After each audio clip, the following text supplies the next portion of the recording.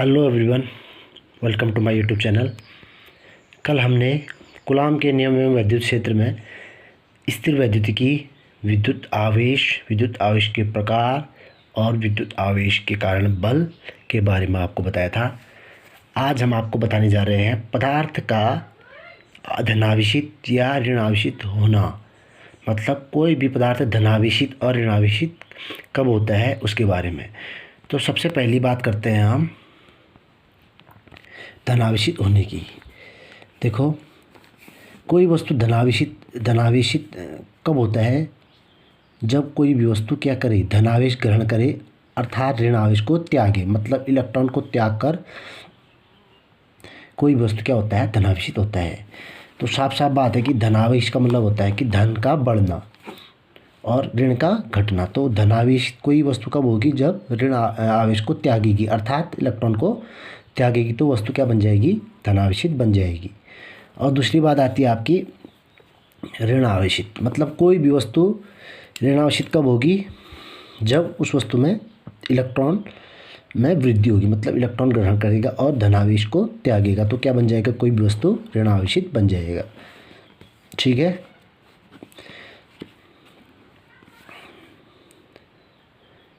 अब है इसमें विद्युत प्रेरण के बारे में। विद्युत प्रेरण क्या होता है? विद्युत प्रेरण को आपका प्रेरण द्वारा आवेशन भी कहा जाता है।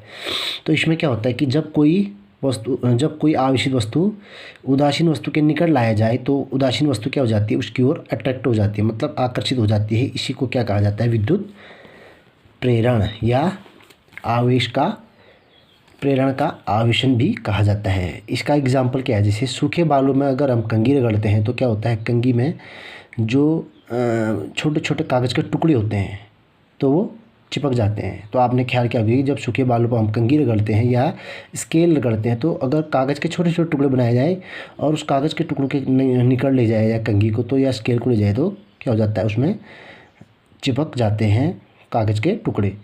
ठीक है। तो ये आपका आवेशन, मतलब उदासीन वस्तु के निकट अगर किसी आवेशित वस्तु को लाया जाए तो हम क्या करते हैं? कंघी को सिर में रगड़ने से, बालों में रगड़ने से क्या हो जाता है? वो चार्ज हो जाता है, उसमें आवेश विद्युतमय हो जाता है। तो जिस कारण वो उदासीन वस्तु क्या होगी?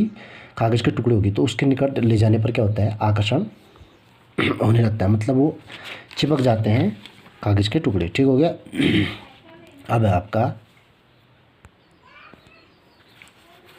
अब है इसमें आपका आवेश का क्वांटीकरण सिद्धांत।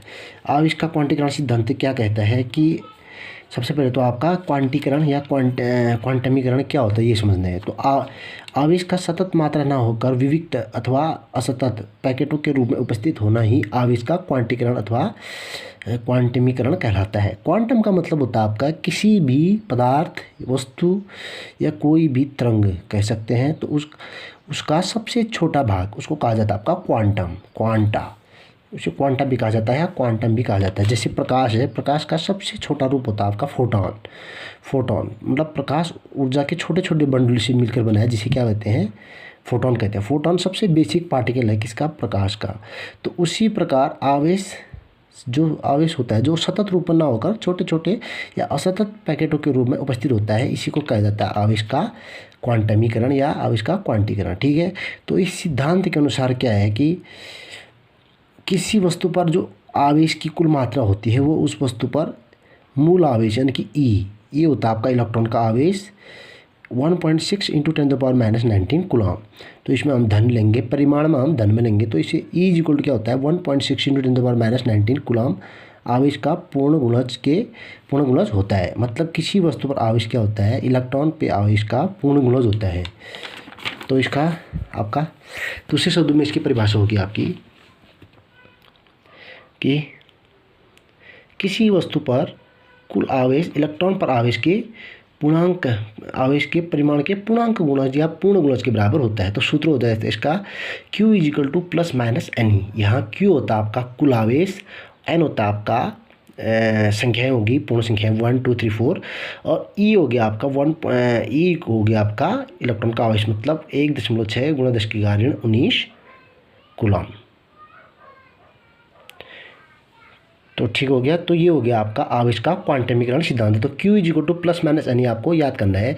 यहाँ पर अगर माइनस होगा तो आपका इलेक्ट्रॉन के लिए होगा, और प्लस होगा तो प्रोटॉन के लिए होगा, ठीक है, क्योंकि इलेक्ट्रॉन का आवेश होता है माइनस में, प्रोटॉन का आवेश होता है आपका प्लस में। अब है आपका विद्युत आवेश तथा द्रव्यमान की तुलना। तो विद्युत आवेश और द्रव्यमान की हम कंपेयर देखते हैं कि क्या होता है इसमें। तो विद्युत पहले देखते हैं विद्युत आवेश। विद्युत आवेश क्या होता है, धनात्मक और ऋणात्मक दोनों राशियाँ हो सकती है, जबकि द्रव्यमान क्या होता है, हमेशा धनात्मक होता है, ठीक हो गया। अगला है आपका आवेश क्वांटमीकरण या क्वांटमीकृत होता है, जबकि वस्तु का द्रव्यमान क्वांटमीकृत नहीं होता है। नेक्स्ट है आपका आवेश के मध्य आकर्षण व प्रतिकर्षण बल कार्य करता है। जो आवेश होता है उसके मध्य कौन सा बल कार्य करता है, कूलाम्ब फोर्स या कूलाम्ब बल, जो क्या होता है या तो आकर्षण होता है या प्रतिकर्षण, दोनों टाइप का होता है।